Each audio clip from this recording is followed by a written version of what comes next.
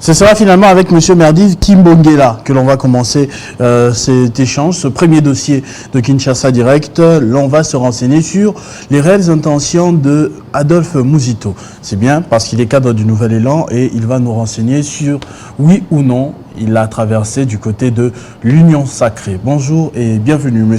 Kimbongela. Bonjour M. Ochukum. Je salue également les téléspectateurs qui nous suivent. Et je profite de cette occasion pour saluer l'initiateur du parti Nouvel Élan, l'ancien Premier ministre Adolphe Muzito, ainsi que le secrétaire général de notre parti, Maître Blanchard Mongondo. L'ancien Premier ministre, actuellement, cadre ou pas de l'Union Sacrée?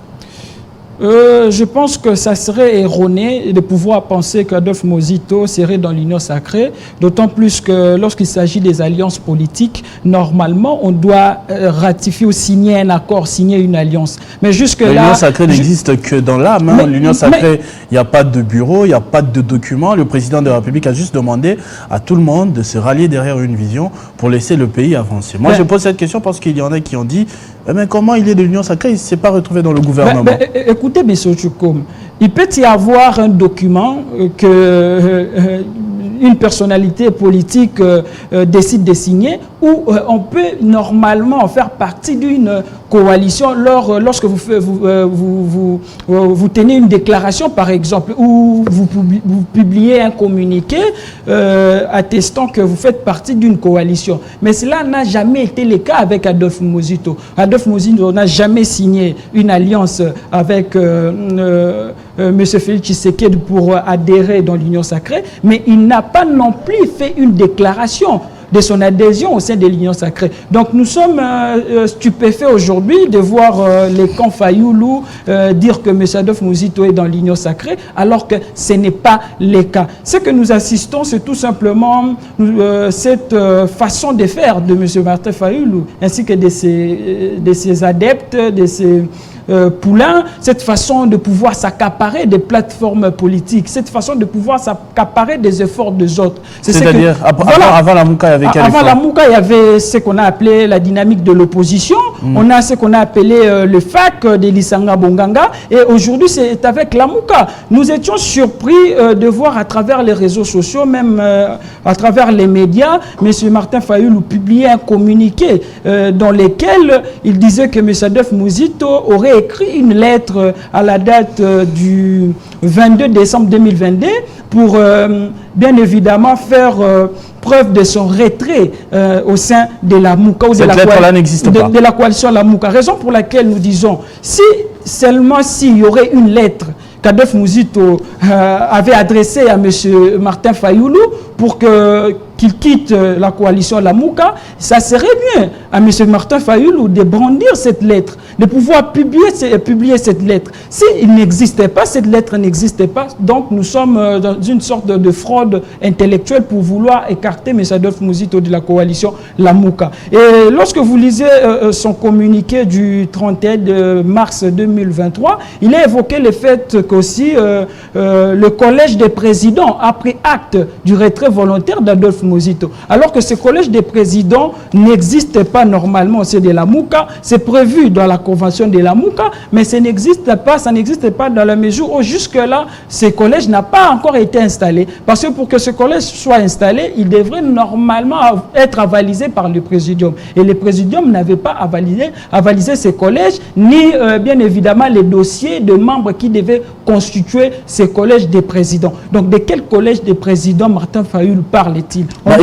On doit se poser la question. Ça, c'est ce que vous êtes en train de dire dans les médias. On est bien d'accord que la procédure n'a pas été parle, signée. par exemple, de la lettre du 22, ce que nous avons connaissance, c'est la lettre du 20 décembre 2022 où Adolphe Muzito éclairer la lanterne de M. Fayoulou en lui disant tout simplement que par rapport à la révision de la convention de la Mouka, je ne suis plus membre du présidium de la Mouka. C'est mon parti politique qui est membre du présidium de la Mouka. Et mon parti politique est géré par un président. Parce que M. Adolphe Muzito n'est pas le président du Nouvel Élan. Il y a un président du Nouvel Élan qui s'appelle M. Paul Mboma qui devrait normalement participer dans ces présidiums normalement. Mais M. Martin Fayoulou a réfuté, n'a pas voulu tenir de réunion avec M. Paul Mboma. Attendez s'il vous plaît. Oui. Je veux bien qu'on soit d'accord. Oui, oui. On sait qu'il y avait la présidence tournante, c'est bien cela. Autrefois, Adolphe Mouzito s'est bien présenté comme président de la Mouka. Bien sûr. Pourquoi il change d'avis? Mais le problème c'est quoi? Les statuts ont changé quand? Le problème c'est quoi? La Mouka était fondée sur les personnalités politiques. Oui. Au début, il y avait 7 personnalités politiques. Mais au fur et à mesure qu'on avançait dans les combats, ils étaient restés à 2. Adolphe Mouzito et M. Martin Fayoulou. Et ils ont pris cette initiative de pouvoir amender la convention de la Mouka. D'ailleurs, c'était l'initiative de M. Martin Fayoulou. Lorsqu'ils ont amendé la convention de la Mouka... Le 19 novembre 2021. Oui, à travers son article 4, si je ne m'abuse. Alinéa 2, 5.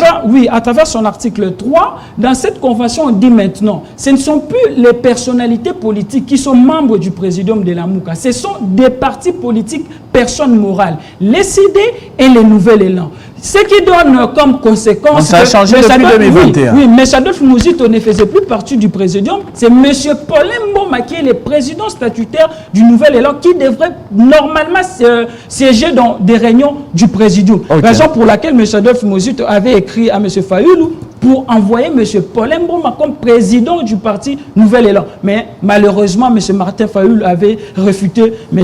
Paul Mboma. Là, c'est un peu plus clair. Oui, vous pouvez vous rappeler d'ailleurs de ce qu'a dit M. Martin Fayoulou au niveau de la salle CEPAS. On m'a envoyé un certain Paul Mboma. Alors que M. Fayoulou connaît très bien M. Paul Mboma. Lorsque le présidium était constitué de personnalités, et c'était avec Paul Mboma qui tenait des réunions lorsqu'Adolphe Mouzito n'était pas au pays, ni à Kinshasa, était à l'extérieur. Donc écoutez, il connaît M. Paul Mboma normalement. Là, on ne peut pas le refuter. Bon, qu'il ait péché sur la forme ou pas, on sent quand même qu'il y a une certaine méfiance qui est entrée entre les deux personnalités. Ça, vous n'allez pas les refuter. Dites-nous d'où est née cette méfiance entre Martin Fayoulou et Adolphe Mouzito. Mais vous le savez depuis longtemps que Nouvel Élan, pendant la coalition La Mouka, pendant une période, nous étions dans des divergences énormes.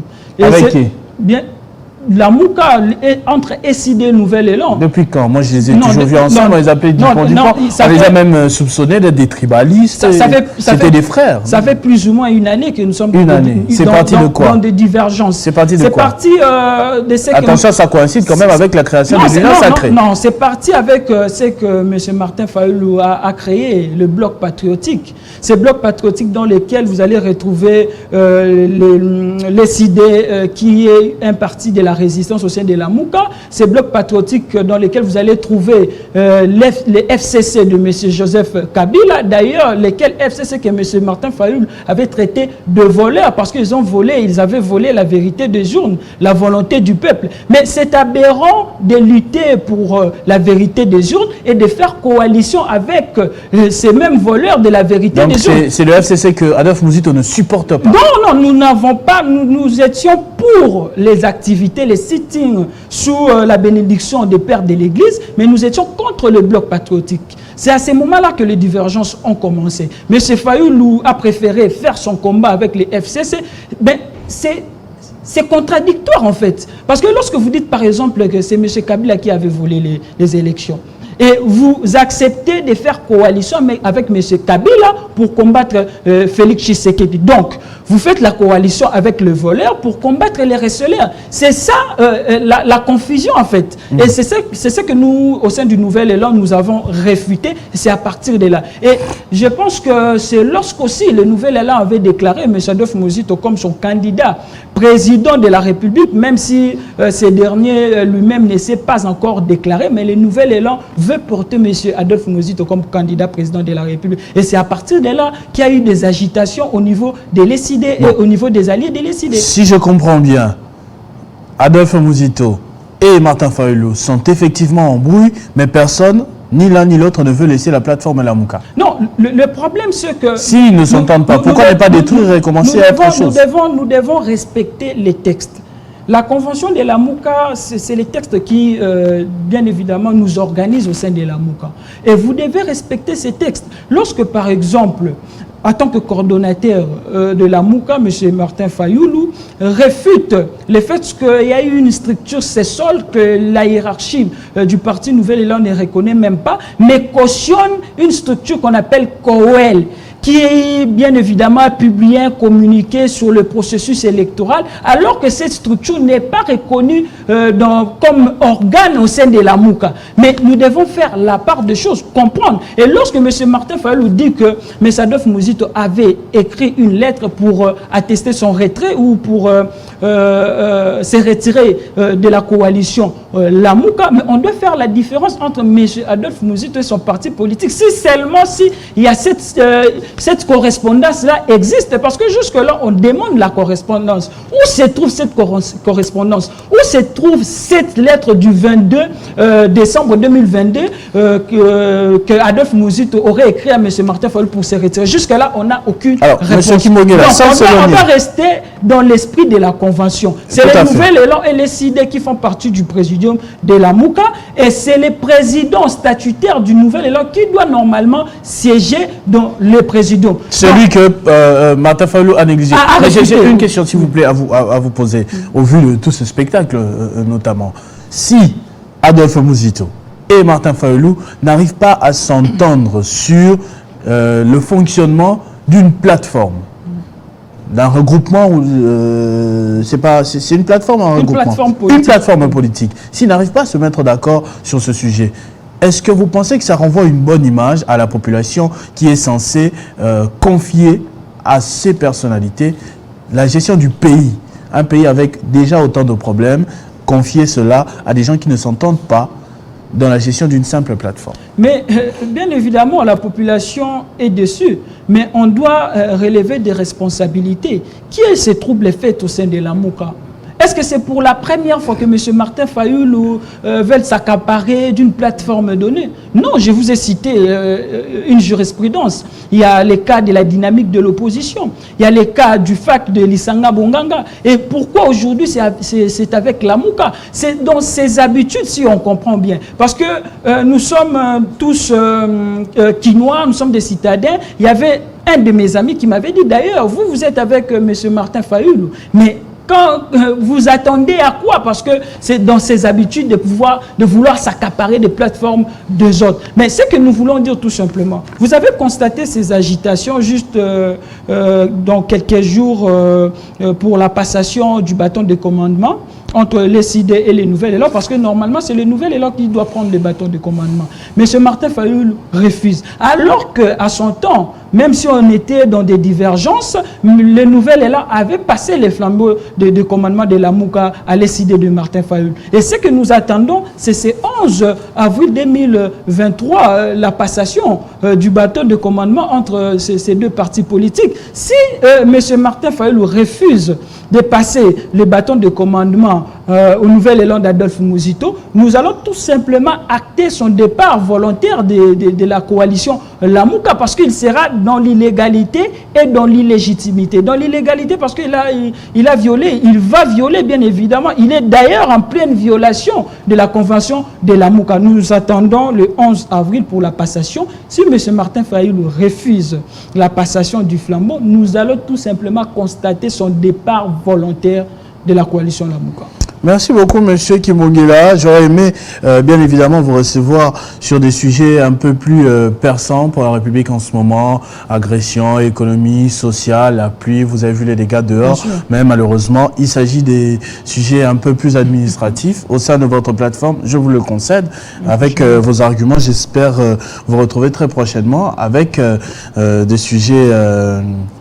Je suis disponible, mais ce que je fustige, c'est tout simplement cette mauvaise foi de la part de certaines personnalités politiques de notre pays. Parce que lorsque vous vous dites capable de gérer l'État, mais vous ne respectez même pas la Convention qui vous met en partenariat avec d'autres compatriotes, mais on doit se poser la question sur votre capacité de gérer un État, sur votre capacité de gérer un pays. Donc, M. Martin Fayoulou doit faire preuve de la grandeur, pour bien évidemment espérer gérer la République démocratique du Congo dans les jours à venir. Si nous continuons dans ce genre d'habitude de vouloir s'accaparer des plateformes et des familles politiques des autres, des efforts des autres, ça serait, je dirais, pitoyable pour l'avenir de notre pays. Monsieur Merdi Kimbongela, cadre du parti Nouvel Élan, cher Adolphe Muzito, merci d'avoir répondu à notre invitation. C'est moi qui vous remercie. On va passer à notre deuxième sujet qui aura besoin de l'expertise du secrétaire général du parti Orange,